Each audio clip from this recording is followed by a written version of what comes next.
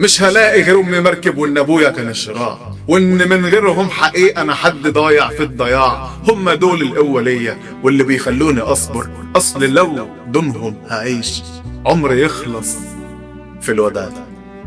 علمونا ان الصحاب عادي يطلعوا مش صحاب، وان باب المصلحة هو اللي فاتح الف باب. لو معاك مصلحتي اهلا انت سيدي وكل ناس، بس لو ما معكش شكرا تتباع في ثانية بدون حساب.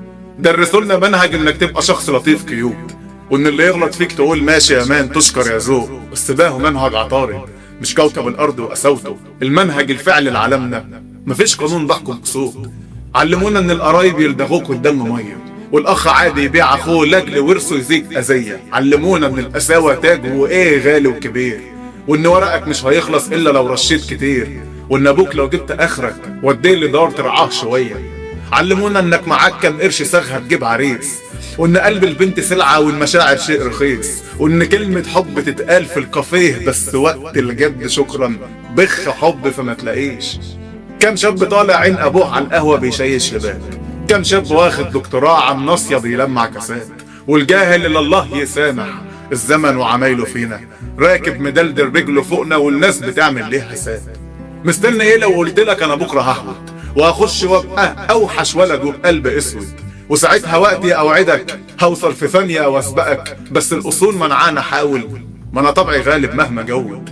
اعمل ايه لو كنت تعبان للدواء محتاج لمستشفى تداويني؟ اعمل ايه لو حالتي كانت مش تمام والاشياء مش معدن يا عيني؟ هتحط في التلاجة يعني ولا المرض يشفي وياكلني؟ لو شايف اني بقول كلام يبقى انت عينك نقص عيني. علمونا ان الشطارة تبقى استاذ في الحرام، تسرق اللقمة بصنعة مش تبقى سارق بكر خام، والصدق تهمة عقابها جاحد، والكذب فن وليه فطاحل. انا مين وفين؟ انا ليه وكان؟ انا حد كان صاحي ونام. شفنا مليون قصة مسخة تبدأ من الحضن اللي شايل، شفنا ام تبيع دهبها عشان تجوز في العيال، والواد عشان بنت الزوات مستعر من امه باعها، استخسر انه يزورها حتى وسابها حد الموت مطار. شفت اب بيبكي دم عشان روشته بالالاف، ويا ريته كان لاقيه وجابه بيتاجروا بيه حبه ظراف، فيقولها قصة اللي باقي يقولوا لا مفيش شكاية، واغمى عليه علشان زعل لو راح لديب يطلب لجاه. شفت عيلة وبضفاير عمالة تلعب بالعروسة، باعوها للي قد ابوها عشان يسدوا فلوس خدوها. الفرح كان زي ميتم ودموعها نزت رخت طلتم، ولا حد حاسس باللي فيها والكل بيبارك في توها. شفت الجدع اللي اتسجن في وصل بيفدي صاحبه بيه، كان ضامنه من اجل انه صاحبه والتاني هربان مش لاقيه. قفلوا عليه باب الحديد والسجن عمره ما دخل يوم، عشان تصدقوا حاجة واحدة مش اي صاحب تبقى ليه. على فكرة عادي اقول كلام ولحد 100 يوم مش هخلص، اللي بنشوفه كتير واللي بنقابله بقرص. شفت كبارة في راجل كان معاه ورديتين، حارس على باب العمارة اتهان ومن عين لعين، ويطاطي راسه عشان يعدي وعشان يجيب قوته لعياله، والقهر كان باين في عينه ودموعه نازله في ناحيتين. شفت شاب راح ركب مركب خشب في بحر نار، كان نفسه يشقى ولمه يبعت ظرف فيه كده كام دولار. البحر بلعه في لحظه راح، والسمك كل كل حلمه، وامه جوه الشط قاعده مستنياه جثه في شوال. شفت واحد كان موظف قضى حياته في شغلته، طردوه عشان ابن المدير يمسك مكانه بواسطته، فرجع لبيته مش بينطق وهيعمل ايه في دفع الايجار.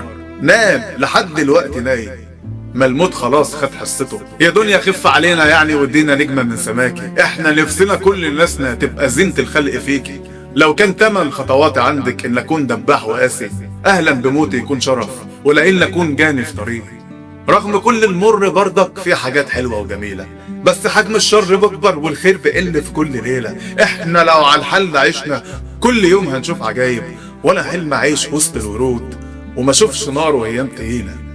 مش هلاقي غير امي مركب وان ابويا كان الشراع، وان من غيرهم حقيقة انا حد ضايع في الضياع. هم دول القوة ليا واللي بيخلوني اصبر، اصل لو دونهم هعيش عمري يخلص في الوداع.